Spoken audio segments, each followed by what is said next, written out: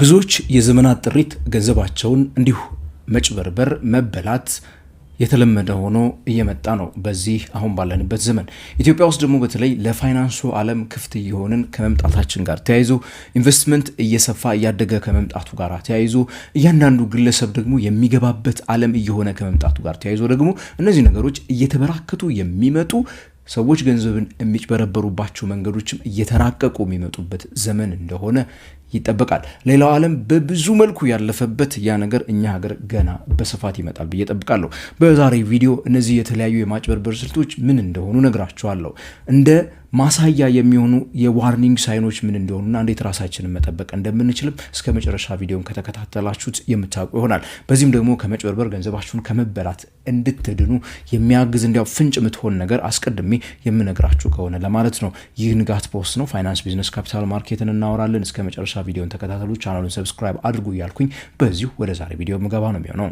አዲስ ነገር ከቴምር ሪል ስቴት የገና በዓልን በማስመልከት ለጥቂት ቤቶች ብቻ የወጣ እስከ 35 በመቶ የሚደርስ እውነተኛ ቅናሽ አዘጋጅተንላችኋል። ከባለ 1 እስከ 3 መኝታ ከ5.7 ሚሊዮን ብር ሙሉ ክፍያ ጀምሮ በሳር ቤትና አዋሬ ሳይቶች በመሸጥ ላይ እንገኛለን። በተጨማሪም ቃሊቲ ገላን ኢንተርናሽናል የንግድ ሞል ከ2.5 ሚሊዮን ብር ሙሉ ክፍያና ቅድመ ክፍያ ከ500 ሺህ ብር ጀምሮ እየሸጥን እንገኛለን። የቀሩን የተወሰኑ ቤቶችና ሱቆች ስለሆኑ ፈጥነው ይደውሉ። ለተጨማሪ መረጃ 0927 27 6675 ይደውሉ። ቴምር ሪል ስቴት የህልሞ ማረፊያ። ቴምር በተለያየ ዓለም በተደጋጋሚ ለረጅም ዓመታት ሰዎች ገንዘብን ሲበሉ ቆይተዋል። እኛም ሀገር በብዙ መልኩ የሰዎችን ገንዘብ ያጭበረበሩ አካላት ነበሩ። በሪል ስቴቱ፣ በፋይናንሱ፣ በኢንቨስትመንቱ በብዙ መልኩ ማለት ነው። በዛሬ ቪዲዮ እንግዲህ አንዳንድ ነገሮችን ለምሳሌ ነግራቸዋለሁ። በማጭበርበር ስልቶች ውስጥ ዋና ዋናዎቹ የሚባሉትን በመንገር ልጀምር። አንደኛ ላይ የምናገኛት በጣም የተለመደችዋ የፖንዚ ስኪም ነው። ሰውየው ስም የተወሰደ ነው ፖንዚ የሚለው ቃል። የፖንዚ ስኪም ላይ በዋናነት የሚደረገው አንድና አንድ ነገር ነው። ኢንቨስት እንድታደርጉ የሚፈልጉት ሰዎች ወይ ደግሞ ገንዘባችሁን ሊወስዱ የሚፈልጉት ሰዎች ምንድነው የሚያደርጉት? ከፍተኛ የሆነ ትርፍ የሚያስገኝ ነገር ግን ምንም አደጋ የሌለበት ዜሮ አደጋ ያለበት የመክሰር አደጋው ማለት ነው የኢንቨስትመንት አማራጭ ወይ ደግሞ የቢዝነስ አማራጭ ነው ይዘውላችሁ የሚመጡት እነዚህ ሰዎች ማለት ነው። ያንን ካደረጉ በኋላ ብዙ ጊዜ የሚያደርጉት ከናንተ የሰበሰቡትን ገንዘብ ቀድመው ለነበሩ ኢንቨስተሮች ደግሞ ከናንተ ቀድሞ ገንዘብ ለሰጧቸው ሰዎች በትርፍ መልኩ ያከፋፍላሉ። እናንተ ሌሎች ሰዎች ከመጡ ደግሞ ለናንተ ትርፍን ይሰጣሉ። በዓለም ላይ ከፍተኛ ትርፍ ያለው ዝቅተኛ ወይ ደግሞ ዜሮ አደጋ የመክሰር ያለው የንግድ አይነት የለም። ይሄ የኢኮኖሚክ ፕሪንሲፕል አይደለም። በቢዝነሱ ዓለም ያለው ፕሪንሲፕል አንድና አንድ ነው። አንድ ንግድ፣ አንድ ቢዝነስ፣ አንድ የፋይናንስ ኢንዲቨር ከፍተኛ የሆነ አደጋ ካለው ከፍተኛ ትርፍ የማምጣት እድል አለው። አደጋው የኪሳራው ዝቅተኛ ከሆነ እንደዚሁ ደግሞ ትርፉ ዝቅተኛ ነው። በዚህ ተቃራኒ የሚሰራ ምንም አይነት ቢዝነስ ስለሌለ ማለት ነው። እነዚህ ሰዎች ያንን ቃል ከገቡላችሁ በኋላ ምንድነው የሚያደርጉት ብያችኋለሁ? ከሌሎች ሰዎች ገንዘብ ይቀበላሉ፣ ለእናንተ ትርፍ ቢዝነስ ሰርተው የሚሉት ቢዝነስ ሰርቶ ሳይሆን እነሱ እንደዛ ያደርጉላችኋል ማለት ነው። አንዳንድ ሰዎች እኛ ሀገር ውስጥ ለምሳሌ የፖንዚ ስኪም እንግዲህ ሜቢ ካፒታል ማርኬቱ ምናምን ስለሌለ አናውቀውም ልትሉ ትችሉ ይሆናል እንጂ ነገር ግን አሉ የኢምፖርት ኤክስፖርት ነው የምንሰራው እያሉ ብር ካላችሁ እኛ ጋር ኢንቨስት ካደረጋችሁ በአመት ውስጥ ይሄን ያህል ትርፍ ታስገኝላችኋለች እያሉ ኢንቨስትመንት የሚቀበሉበት አይነት ሁኔታ እንዳለ አውቃለሁ። እኔ በግልም አግኝተውኝ ስለሚያውቁ ማለት ነው። እነዚህ ሰዎች መልእክት አስቀምጠውልኝ ቲክቶክ ላይ ጠይቆኝ የሚያውቁ ሰዎች አሉ። ሰምቻቸው ኦኬ ብዬ ዝም ያልኳቸው ማለት ነው። እና እነዚህ ሰዎች እንግዲህ ኢምፖርት ኤክስፖርት ስራ ላይ ተሰማሩ። ከኛ ጋራ ምንም ስራ መስራት አይጠበቅባችሁም፣ ከፍተኛ ትርፍ ታገኛላችሁ፣ ምንም የመክሰር አደጋ የለባችሁም፣ እኛ ገንዘቡን ነው የምንፈልገው፣ ትርፉን ከኛ ጋር ተካፈሉ ይሏቸዋል። እነዚህ ሰዎች ሜቢ የምታውቋቸው 10 ሳይሆኑ 100 ሰዎች ከነዚህ ሰዎች ትርፍ የተካፈሉ ልታገኙ ትችላላችሁ።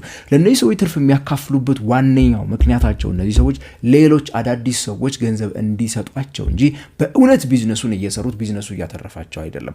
ቢዝነሱን ደግሞ እየሰሩትም ሊሆን ይችላል። እዚህ ጋርም ደግሞ እንዳትሸወዱ። ታዲያ እናንተ እንድታምኑ ደግሞ የሆነ ንግድ ሊያካሂዱ የሚችሉበት እድልም እንዳለ በፍጹም እንዳትረሱ። ነገር ግን አልቲሜት ዋናው ትልቁ ግባቸው ግን ከዚህኛው የወሰዱትን ገንዘብ ለዛኛው እየሰጡ በዛ በሚሰሩት እምነት በዛ በሚፈጥሩት እምነት ከፍተኛ የሆነ ገንዘብ በሚያገኙበት ሰዓት ጥሏችሁ የሚሄዱበት ጊዜ አይቀርም ማለት ነው።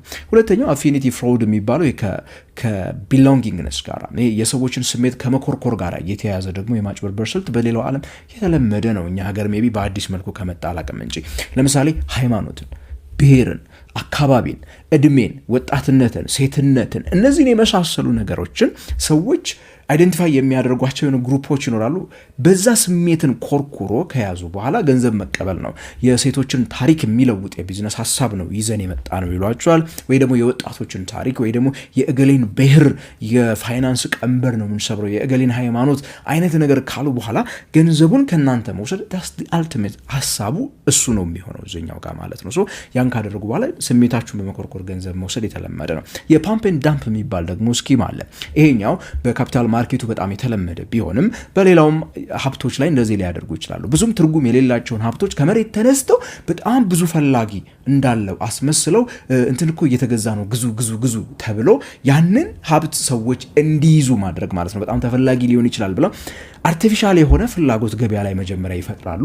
ያ አርቲፊሻል ፍላጎት የዛን ንብረት ዋጋ በጣም ከፍ በሚያደርገው ሰዓት ምን ያደርጉታል እነሱ እዛች ቶፕ ላይ ዋጋው ከፍ ባላላቸው ሰዓት ሽጠው ቶሎ ብለው ከገበያው ይወጣሉ። እናንተ መላው ገበያ ወይ ደግሞ ትልቁ ገበያ የማይፈልገውን ንብረት በከፍተኛ ብር ገዝታችሁ በእጃችሁ ይዛችሁ ትጠብቋቸዋላችሁ። መጨረሻ ላይ ኪሳራ ውስጥ ትገባላችሁ። ሌላኛው ደግሞ የማናቃቸው አዳዲስ ልንረዳቸው የማንችላቸውን ፕሮዳክቶች ደግሞ የሚሸጡልን አሉ ሳይገባን ማለት ነው። እንደ ክሪፕቶ አይነቱ ለምሳሌ ክሪፕቶ ብዙ ሰዎች ለማስረዳት የሚከብድ ነገር ሊሆን ይችላል። ክሪፕቶ ሪሊ ሰርተውበት የሚያተርፉበት ሰዎች እንዳሉ አውቃለሁ። ነገር ግን የማትረዱበት መልኩ እናንተ ገንዘባችሁን እንዴት እንደምታገኙት ሊያስረዷችሁ በማይችሉበት ሁኔታ ገንዘብ ሊቀበሏችሁ በሚሞክሩበት ሰዓት እንደዚህ ማታቋቸው ነገሮችን የሚሸጡላችሁ አሉ። ሌላው አምስተኛው ደግሞ የቦይለር ሩም ስካም የሚባል ደግሞ አለ። ይሄኛው የሽያጭ ሰራተኛ ነው ገንዘቡን የሚቀበላችሁ። በዋናነት በጣም ከፍተኛ የሆነ ጫናን የሚያሳድሩ ምላሳቸው የተሳለ የሽያጭ ሰራተኞችን ይዘውላችሁ ይመጣሉ። እነዚህ ሰዎች እናንተን ጫና ውስጥ በማስገባት ገንዘቡን እንድትከፍሉ ነው የሚያደርጉት ማለት ነው። እነዚህ ሊትራሊ ስራው ሽያጭ ሰራተኛው ነው የሚሰራው። ምንም አይነት ከኋላ ያለው ፕሮዳክት ፌክ ሊሆን የሚችልበት እድል ሁሉ ሊኖር ይችላል። ዌብሳይቶች ምናምን ዴቨሎፕ ሊያደርጉ ይችላሉ።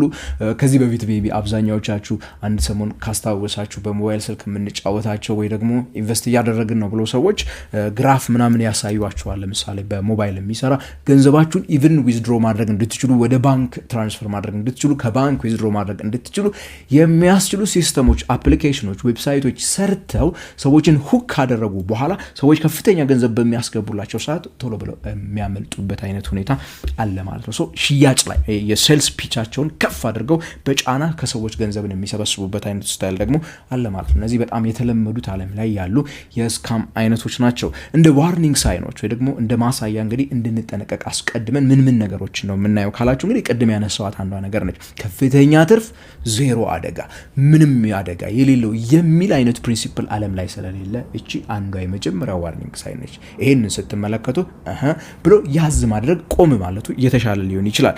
ሌላው ደግሞ urgency የሚባለው ነገር ማስቸኮል፣ በቃ ጫና ውስጥ መክተት። እናንተን አመለጣችሁ፣ ተበላችሁ፣ ተቀደማችሁ፣ ሌሎች ቀደሟችሁ፣ ይሄን ካላደረጋችሁ አሁን ካልከፈላችሁ አታገኙትም ካይንድ ኦፍ ጫና ውስጥ በሚያስገባችሁ ሰዓት እንደዚህ አይነት ታክቲኮች፣ እንደዚህ አይነት የፕሬሸር የጫና ታክቲኮችም ቢሆኑ እንደዚሁ ሌላው ከፍተኛ ሬድ ፍላግ የምንለው ሊሆን ይችላል ማለት ነው። ሌላው ደግሞ ምርቶቹ፣ አገልግሎቶቹ ራሳቸው በሚፈለገው የባለስልጣን መስሪያ ቤት ወር ድርጅት ያልተመዘገቡ የመንግስት አካል የማያውቃቸው በሚሆኑበት ሰዓት ለምሳሌ መድኃኒት ሪሌትድ ሆኖ የመድኃኒትና ምናምን ቁጥጥር ባለስልጣን የማያውቀው፣ ስልጠና ሆኖ የትምህርት ሚኒስቴር ፈጽሞ የማያውቀው ካይንድ ኦፍ በሚሆኑበት ሰዓት ትንሽ ለጥርጣሬ እንዲያው ካመቻችሁ ልትጠራጠሩ ከሚገቧችሁ ውስጥ ናቸው። እንዲሁም ደግሞ ገንዘባችሁን ኢንቨስት ካደረጋችሁ በኋላ ያንን ገንዘባችሁን መውሰድ በምትፈልጉበት ሰዓት አይቻልም ካይንድ ኦፍ ነገር የሚፈጠር ከሆነ፣ ከባድ የሚሆን ከሆነ ፈንዳችሁን ማውጣት፣ እሱን ልትጠራጠሩ ይገባል። ሌላው ደግሞ ሚስጥራዊነት፣ ውስብስብነት የቢዝነሱ ወይ ደግሞ እናንተ ኢንቨስት ያደረጋችሁበት ነው አድርጉ የሚሉት ነገር በጣም ውስብስብ እየሆነ ከመጣ በዚህም ቢሆን መጠራጠር መቻል አለባችሁ። እንደ ሬድ ፍላግ ተመልክታችኋቸው ለምን ብላችሁ መረዳት መቻል አለባችሁ። አንዳንድ ነገሮች ምርቱን አይደለም እያልኳችሁ ያለው አንድ ምርት የሚመረትበትን መንገድ ላታውቁ ትችላላችሁ። አንድ አገልግሎት የሚሰጥበትን መንገድ ላታውቁ ትችላላችሁ። ነገር ግን አትሊስት ግን ያንን ቢዝነስ እንዴት አድርገው ገንዘብ እንደሚያስገኙና የእናንተን ገንዘብ እንዴት ወስደው ወደ ትርፍ ቀይረው ያንን ትርፍ ለእናንተ እንደሚሰጡ ግን ማስረዳት መቻል አለባቸው። እሱ ኮምፕሌክስ ሊሆን አይችልም። እሱ ሚስጥር ሊሆን ስለማይችል ማለት ነው።